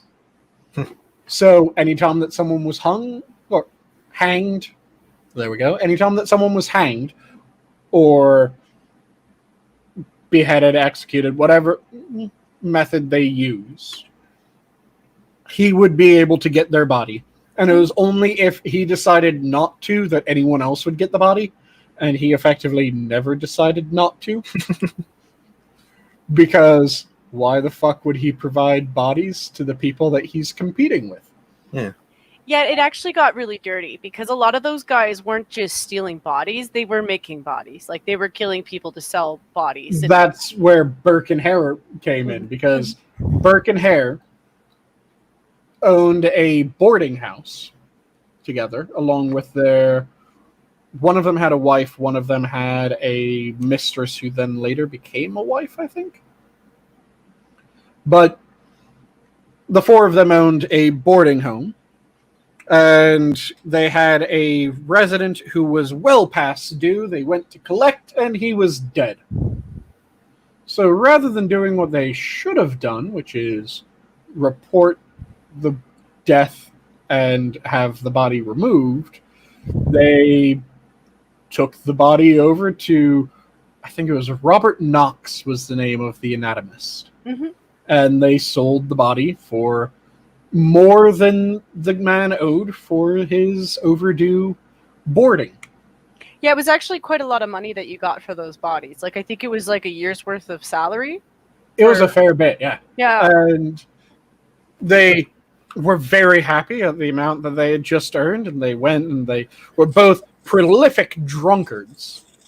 So they drank and made merry, and they eventually realized that, oh shit, we're almost out of money again. And rather than wait for a body the second go around, they ended up killing someone the second go around. Took the body, sold it, had some more fun, killed someone, sold it, and it was after, I want to say it was like 6 bodies or something like that had been delivered.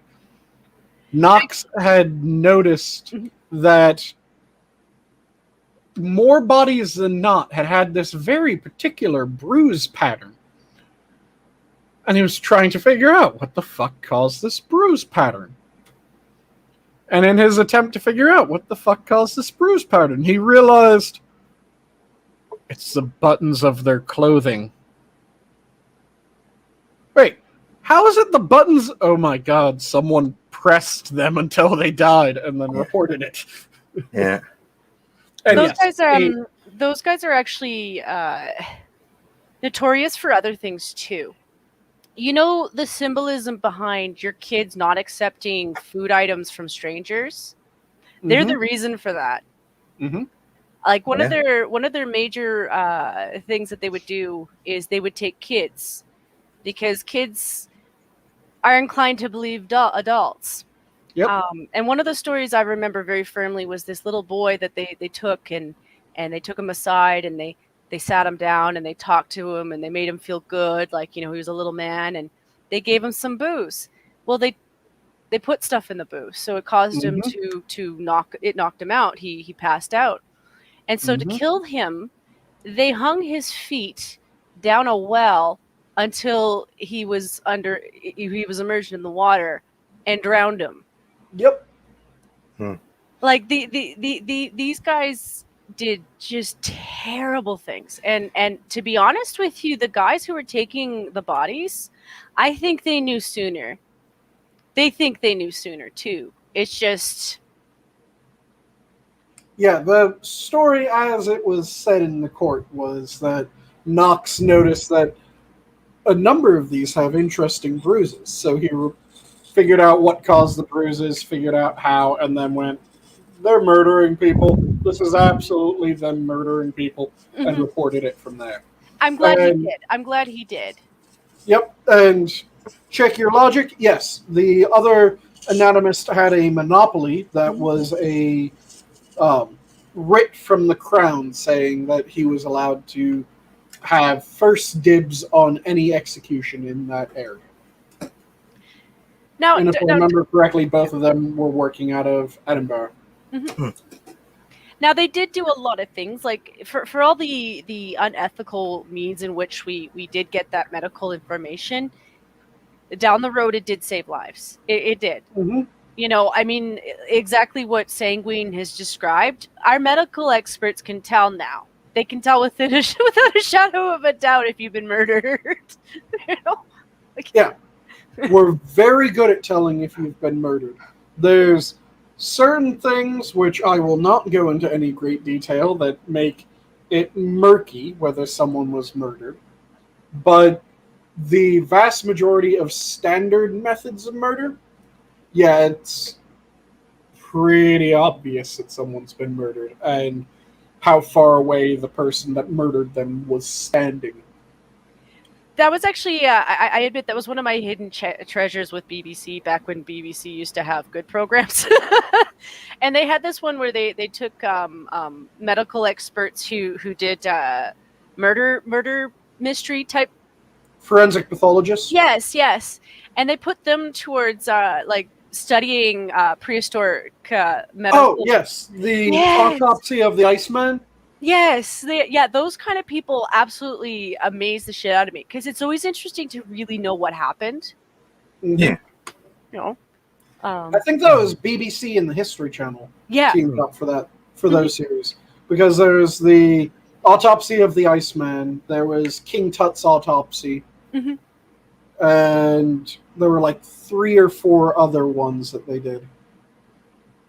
Yeah, I always thought those were fascinating as shit. It's not just the historical people too, but like even when they go to little fields of battle in Europe, like you find them everywhere. You're like, oh well, we had a little battle here, and and you find out what actually happened, and you really appreciate where we are now.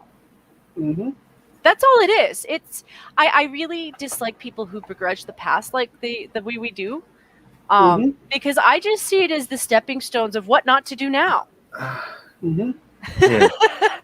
That just reminded me of a thing that I haven't thought of in goddamn ages. It was a special on, I want to say it was either Discovery or Discovery Science. Ages ago, back when it still did really quality educational science and engineering shit. I miss that stuff too. Now it's all gender studies. Oh, no, now Discovery Science is mainly, so, aliens. Oh. Or quantum physics is actually woo bullshit, so aliens still. And There's Discovery is now, what is it, Storage Wars? Oh. And Storage War-like shows. It's reality TV now, yeah. But, Which I don't begrudge those, but those aren't really historical. yeah, put them on a different channel. Don't change the science channel and the science and engineering channel and the history channel to be that shit. Yeah, and can we get rid of the aliens, people? It's not that I don't like aliens. It's just I hate when people replace God with aliens or magic with aliens. Yep. Yeah, and so there was a special on, like I said, it was either Discovery or Discovery Science. That was, I want to say the name was something like 100,000 years after humans. Oh. And it was looking into the far future, just kind of speculative based on what we have available now. Yeah. And trying to figure out what would the world be like if humans, for instance, the premise was humans had entirely gone to spacefaring. So we'd decided to just leave Earth. Yeah, we abandoned it. There's just TVs like the After Humans. Yep. And it looked back at, or not looked back, but it looked forward into what they thought might be the case. Yeah. What seems like it would be indicated by how animals have been evolving up to this point and how that could continue. Yeah. And it was a really cool thing of like, it would take this long before animal life would, or before plant life would reconquer the cities, and this long before animal life would enter these areas, and then these would be the evolutionary steps. And it'd take this long for this to crumble and fall, you know?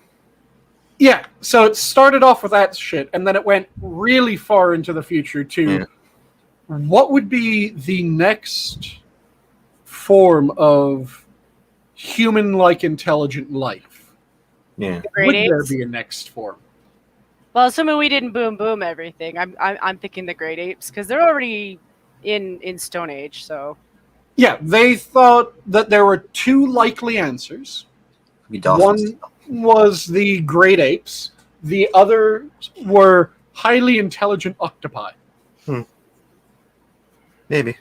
So they kind of went into this would be the case if it was our great ape cousins became the dominant intelligent species, and then it was this is the case if it was octopi. I mean, spiders pretty smart too, you know. Oh, spiders don't have a fucking candle to octopi. I know. I think it depends on your motivation. You know, like with octopi, yes, they're really, really intelligent, but at the same time, are they motivated to leave the ocean and go on to land? You know, whereas with monkeys or the great apes, they do have the motive. They've proven that they have the motive because they're already in the process of working on it. I'd actually say human intervention's probably pushing them along faster. Like my example is going to go to orangutans. Yep. Just on the general basis. Stone Age. It is not just Stone Age. It's about the way that we are actually trying to save them. And I'm not saying this is poking at them for doing the wrong thing, because I don't think they are. Like my heart is with them in terms of what they're doing. But as a species, an orangutan lives their entire life alone. The only time that they're around other species of their own kind is when they're with their mother or when they're interacting with each other to push on the next generation. You know, that's not to say there's no socialization. It's just on a whole, they're by themselves. And yeah, they're one of the least social. you know, so you're thinking of like great apes that live like cities apart from each other. Now all of a sudden, because we've kind of fucked up their environment and we've like tormented the shit out of adults to the point where you've got a bunch of abandoned babies, they now raise them together in these groups of like 600 of them. So this animal is really intelligent. It learns everything it needs to know from its mom, to the point like what it needs to eat, how it uses tools, how it survives. It's really intelligent. And now it's learning from like 600 other babies plus humans. Mm-hmm. Like, if you want to see something accelerate, you put an intelligent creature who learns by observation around other creatures who are already intelligent. Like, yeah, it's not just an orangutan playing with a saw. It's an orangutan putting one and one together and being like, oh, I'm making two. Yeah. Yep. And there's another species that we would be fucked if this species developed thumbs and became a communal species. Oh, yeah. Bears. Yes, Oh. actually, yeah, actually, because they're smart, and yeah, they do use tools. And they have Bears nine are hands. fucking brilliant. Mm-hmm. They just don't have opposable thumbs. And there's they're this little not part of communal. them. There's this little part of them that I think just doesn't give a shit. You know, like there's that little bit of an attitude where they're big, they're smart. So I don't give a shit, man. Just don't fuck with me. I saw this old lady push a bear off a wall because she was Yep. attacking it. Oh. Yeah, But like, it is about that time, though, guys. But yeah, if they ever developed thumbs and became communal, that would be goddamn terrifying. Especially with what was that, Prisley bear? Say again? Oh, the Prisley and Growler. Yeah. Or You cut out there, Sanguine. Pisley and Growler Bear are Yeah. the two names. Yeah. Yeah, the grizzly bear and polar bear crossbreed. Yeah. Angrier than either and larger than both. Yeah, much of that with thumbs, you know. Fuck's sake. But yes, it is that time, so which of you wants to go first? You know me. Have fun, because what's the point of living and having fun? And you, Jen? Well, I was gonna say while we were doing our stream today, I noticed that Rick Ricada was interviewing Vic Mignonia. I know there's a bunch of you in the chat who might be weebs, so if you're interested in that, I suggest watching it afterwards. Maybe I might just so I can see how that guy's doing, because the only reason I followed Ricada was because of him. You know. Mm-hmm. Other than that, yeah. Oh. No, you go ahead. Okay. And I'll leave off with, rather than going for any of my standards, just to restate the thing that I think is important for people to fucking learn. The tragedy of the commons is when something is held as owned by everyone, it is maintained by no one and abused by everyone. Yep. And with that, have a good night, all. The zoo is closed. Have a Have good fun. night. Do-do-do.